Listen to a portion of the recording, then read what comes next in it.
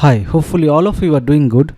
In the previous video we started visualizing, basically developing this particular page, right? How neural network learns, and while doing that we basically started with the visualizing that MNIST dataset, correct? And over there, if you have followed it, so we created two pie charts over here, if you can see it. And we ended that particular video with a note that we want to display the overall count of the training dataset as well as the testing dataset in this donut chart, right? Because we make that pie chart as a donut chart and we want to display the overall count over here, somewhere over here in both of these donut charts over here, correct? Now let us discuss that in this particular video. Now to do that one, we need, the code is very simple, but we will try to understand the behind the scene what stuff going on. So if you remember from the video I have created for the Plotly figures, right? So over there we discussed about each and every chart we create in Plotly, right? Either using Plotly Express or directly using the graph objects. Behind the scene it creates a figure object, right? And that particular figure object, if you see, so if you basically see the documentation of this figure object, it has lot of methods. One of this method is figure.show, which is basically rendering that particular figure, right? If you are not using Plotly dash, you can use this particular figure.show to render that particular figure over here, right? Now there are a couple of other methods as well, like add traces, update traces, and update layout. Now add traces means like whenever we create a figure object, so basically we create a trace, right? So basically we add trace to that figure object. That means if we can just tell you in a very simple term, so this is one trace. One trace is basically a one graph. It is a one-to-one mapping. Now in a figure object you can add multiple traces as well. So you can basically display multiple graphs in a figure object as well, right? So that is called the traces, and there are couple of methods like adding the trace as well as updating the trace. Use it from this figure object, you can do it, okay? And the one which is called the update underscore layout, which is basically used for updating the figure layouts, okay? So that is what we will be using it today, because we are trying to update the layout of this particular of these two donut charts over here to display the overall count here, correct? So this is the method we are going to use it today. And this particular method, if I just see it, like it takes one dictionary object and override flag and some other arguments, you can pass it as dictionary as well here, okay? Now to understand this, if you just go up again, I will give this particular link in my video description as well. So if you remember, for a particular Plotly figure there are three things very important. One is the data, another is the layout, another is the frames, right? Frame is for the animations part, layout is for the how the figure is displayed inside over here, like how it is getting rendered over here, right? And data is the data part of that particular graph. Now if you see the layout, so inside that layout there is an option called annotations. Now how I know that? There are a lot of examples has been given for Plotly Express pie charts, okay? So this is what something we are trying to do over here in this particular video, right? So I just went through this one. Probably I will give this pie chart reference as well, so that you can go through it. So we will try to take an approach like, if we know where to find stuff, then I think it is easier to find the other related stuff as well, because like each and every properties of this pie chart, it will be very much overwhelming to discuss in a single video, right? So that's why we will take this generalized approach. Like we just know where to find stuff, then we will, whenever needed, we will find it from there. So let us continue.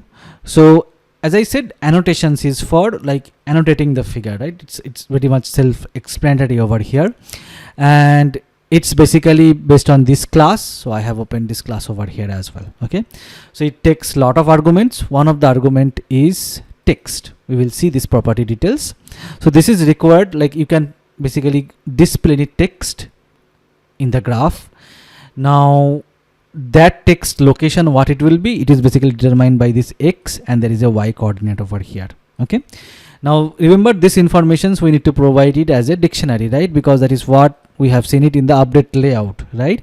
So these are the two things. And if you want to play around with font, I think there are certain font properties as well over here.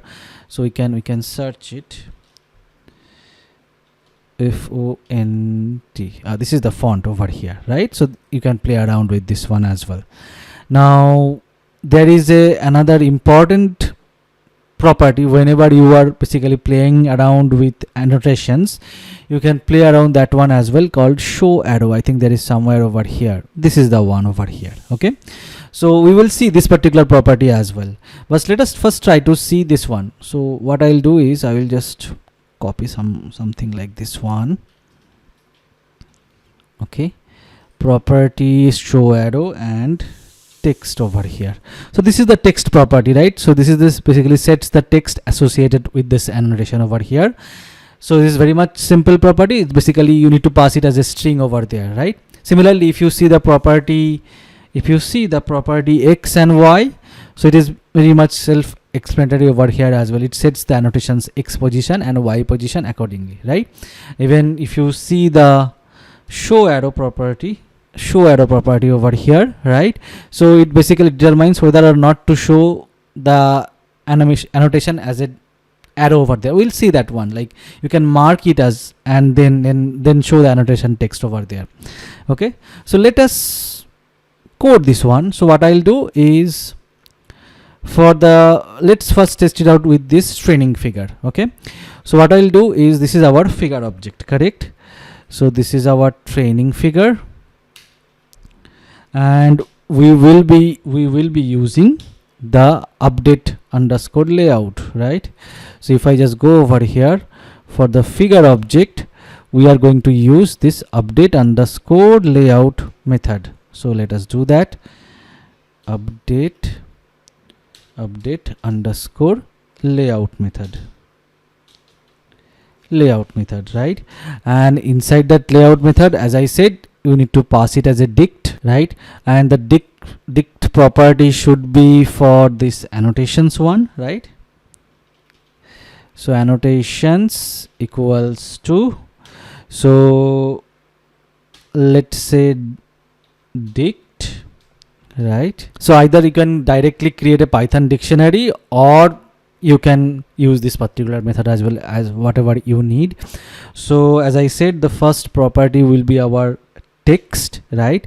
Now inside the text, we want to display the overall count of the images, right? That means if we just take the Y train, because Y train is basically the list of image labels over there, right?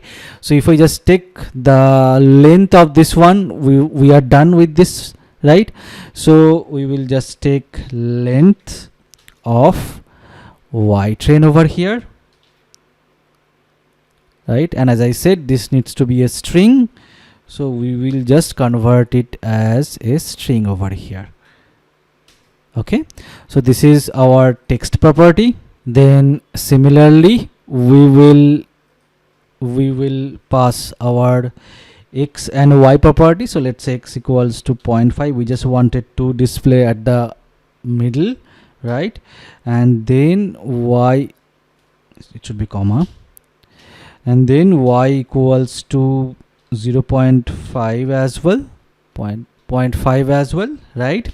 So this is our x and y over here, right? And then if you can see the font property over here in the annotation, right? So if we just go over here, font, so this property, either you can set it as a dictionary over here, as you can see it, a dictionary or string value properties. Okay, now this font property has three sub properties like color, font family, and the size. We just want to set the font size over here. Okay, now how you can do it, you can pass in the font, you can pass it as a dictionary where you can mention the size, or you can do something like this one, a very interesting way. Like in the font, as I said, in the font you can either pass it as a dictionary and you can create a size key and do it, or there is a shortcut way of doing it as well, font underscore size. So any property, if it is a dictionary, right, so you can mention it as in this format as well, underscore format as well. Okay, so to set the font color, you can mention font underscore color. Okay, so that will be both will be same. Either you can mention it as a dictionary, or you can mention something like this one. This is a shortcut format.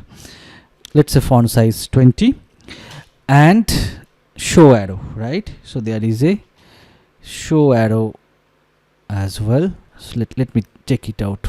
This property SHOW show, yeah, show arrow over here, correct? So let me copy this one, show arrow. So for now what I'll do is I will mention it as false first. We will first test it out, then we will do this one.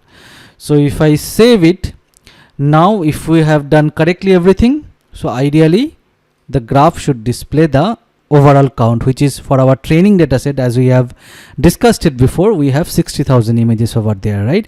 So that count, it is showing up over here at the middle. And if you mention show arrow as true, what will happen?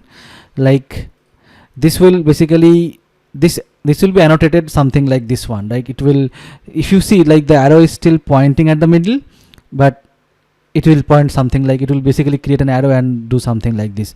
So this type of thing, show arrow, you can use it where you have like lesser space to display something, then you can create an arrow and display that. Just take a pointer, we are doing it over there, right? I think for our case it is not needed, we have enough space, so I will just make it as false over here. Okay, so this is for the training figure. Similarly we can do it for our testing figure as well, right? So instead of training figure, it will be testing figure. Update layout, everything will be fine. Instead of y train, we want to display the length of the y test over here, correct? And everything else will be same. So if we just see it now, so once it is deployed, it should display the 10,000 over here as well, right? That is the size of the testing data set we have for our MNIST here. Okay, so we learned couple of things over here, like using the plotly figure object methods, right? So we have basically used this update layout method, but whenever necessary we can use that add trace, update trace method as well over there, right? To achieve something, probably in future videos whenever needed we will be using them as well. So another thing we have seen it, like using this update layout or any other method we are using it, so corresponding values you can see it in the documentation and pass it. Here we want to update the annotation, we have done that. It requires in a dictionary format, we have done this one as well, right? And while doing that we learned another important thing is, like if any of these sub properties also needs a dictionary format, you can use this underscore format as well. Like it could be like any depth of the dictionary, you can use this underscore format. So it's a shortcut format, we can use it over here. Okay, so hopefully this video was helpful. See you in the next video.